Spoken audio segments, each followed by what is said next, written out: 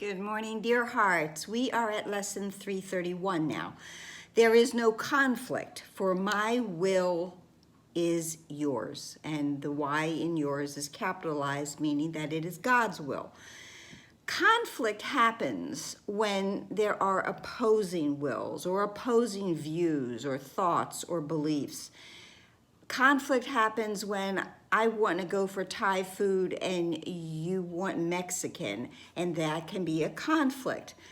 When I realize, and I know that sounds perhaps ridiculous, but the truth is the ego is so sneaky that we often don't even realize how it can creep into the everyday life that we experience, and how a deep-seated belief that what I want is the only solution, how that can have long-term effects on us, that releasing even these small little conflicts or opposing thoughts or viewpoints can be so refreshing, and they can bring us the freedom, okay? They release the tight-knitted viewpoint of the ego, the grip of death, really, that the ego has on us.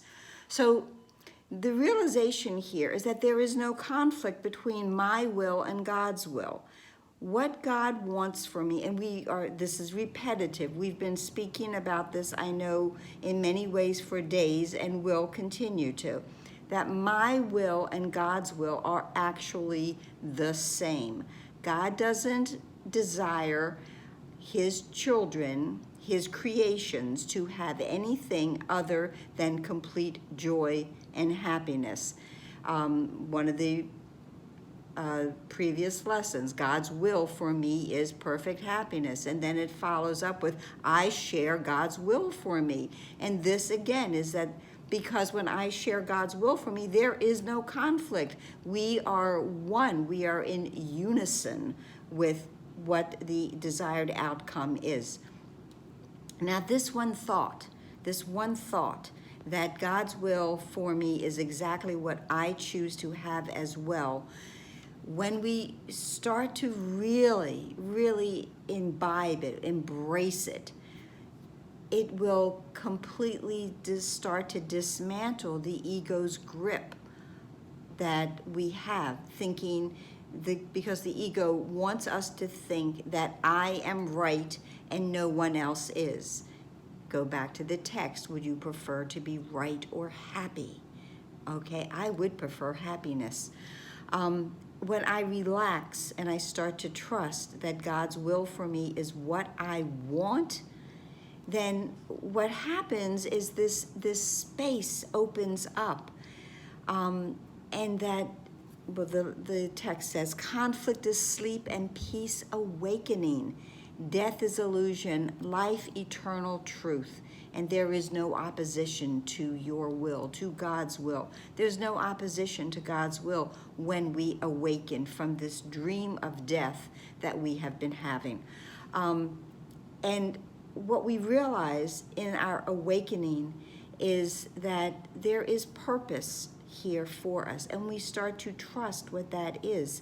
The purpose here is that we get to know who we are, and the way that we go through this is through forgiveness, not of someone else, but forgiveness of myself for all of the thoughts that I have had that have kept me small.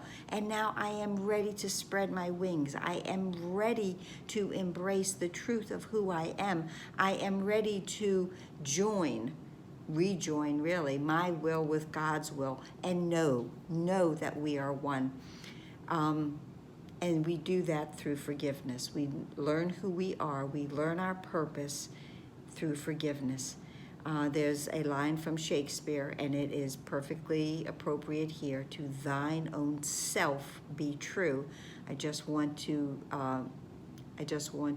let you know that self starts with a big S. Shakespeare may not have had it that way, but that's what we want here. To thine own self, big S, self, let us be true. That's it for today. I hope this helped. I hope this is coming to form your own spiritual tapestry. If it does, please let me know in a comment, and please like, and please share, and please subscribe, and please pass on your wisdom to others. That's how we get to know who we really are. And that's it. Namaste.